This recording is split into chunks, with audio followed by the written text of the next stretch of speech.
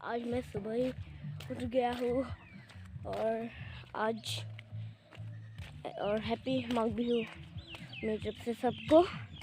और आज मैं आपको मैजिक कैसे जलाते हैं वो दिखाने वाला हूँ। तो फिर मैं उस जगह जा रहा हूँ, रुकिए। तो फिर गाइस ये देखिए मेरी दादी वो अभी प्रसाद ले जा रही हैं।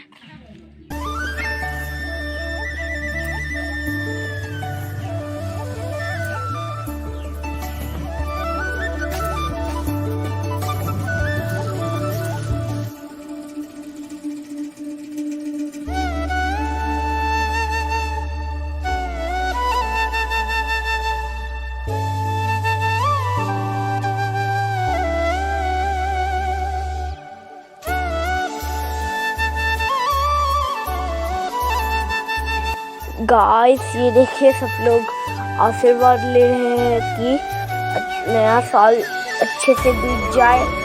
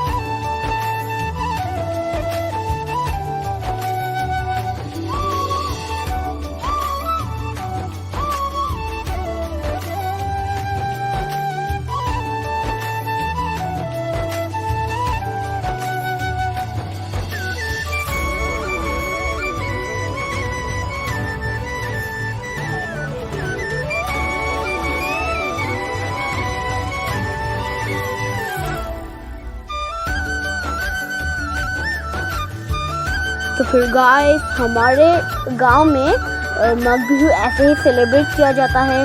और ये देखिए अभी मैजिक बहुत ही अच्छे से जल रहा है।